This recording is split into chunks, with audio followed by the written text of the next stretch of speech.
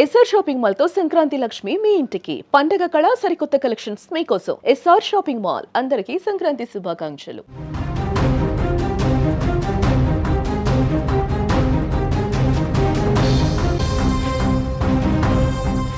మేడ్చల్ జిల్లా మత్స్యబొల్లారంలో railway under bridge నిర్మాణ పనుల శంకుస్థాపన కార్యక్రమం ఉద్రిక్తతకు దారితీసింది. నిధులు తాము తెచ్చామంటే తామే తెచ్చామంటూ బీజేపీ బీఆర్ఎస్ నేతల మధ్య తోపులాట తీవ్ర ఉద్రిక్తతకు దారితీసింది.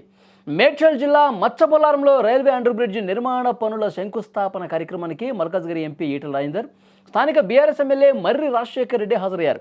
ఇరువురు నేతలు రావడంతో రెండు పార్టీలకు సంబంధించిన నేతలు కార్యకర్తలుగా అక్కడికి వచ్చారు. వాళ్ళు కూడా ఎక్కువ సంఖ్యలో వచ్చారు.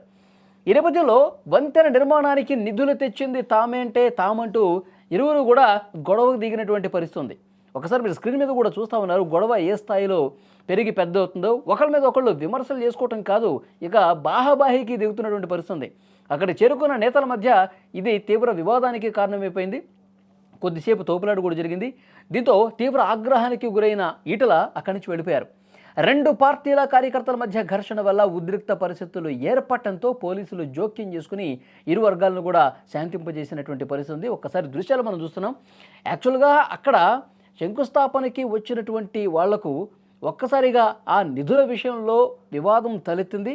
దీనికి కారణం మేమే, నిధులు తెచ్చింది మేమే అని రెండు పార్టీలు, అంటే ఈ రెండు పార్టీలకు సంబంధించిన నాయకులు కొంత కామ్గా ఉన్నప్పుడు కూడా వాళ్ళతో పాటు వచ్చినటువంటి కార్యకర్తలు ఎవరైతే ఉన్నారో, ద్వితీయ శ్రేణి నాయకులు ఎవరైతే ఉన్నారో వాళ్ళు గొడవకు దిగినటువంటి పరిస్థితి ఉంది.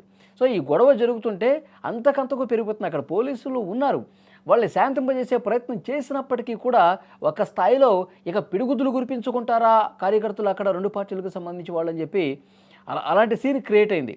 దీన్ని అంతా చూసిన తర్వాత కోపోద్రిక్తులైనటువంటి ఎంపీ ఈటెల రాజేందర్ అసహనంతో అక్కడి నుంచి వెళ్ళిపోయినటువంటి పరిస్థితి. ఆ తర్వాత గొడవ పడుతున్నటువంటి వాళ్ళు కూడా పోలీసులు కొంత నచ్చజెప్పే ప్రయత్నం చేశారు. అయినా కానీ కొంతమంది వినిపించుకోకుండా మీదకి తోసుకుంటూ వాళ్ళ మీదకి దాడి చేసే ప్రయత్నానికి వాళ్ళకు దిగారు. కానీ అక్కడ పోలీసులు ఆ టైంలో కొంత సమయస్ఫూర్తిగా ప్రదర్శించి వాళ్ళని ఆపి కంట్రోల్ చేసి, ఇలా రెండు పార్టీలకు సంబంధించిన కార్యకర్తలు వస్తే ఇలాంటి పరిణామాలే ఉంటాయని చెప్పి దీన్ని బట్టి క్లియర్గా అర్థమవుతుంది. కానీ తర్వాత పోలీసుల జోక్యంతో ఆ గొడవ అంతా కూడా సద్దుమడిగింది. ఈటెల రాజేందర్ గారు వెళ్ళిపోయిన తర్వాత అంతా అక్కడ పరిస్థితి కొద్దిగా కూల్ అయిపోయినటువంటి పరిస్థితి. కానీ రెండు పార్టీల నేతలు కార్యకర్తలు ఒకరి మీద ఒకళ్ళు తీవ్ర పదజాలంతో దూషించుకున్నటువంటి పరిస్థితి.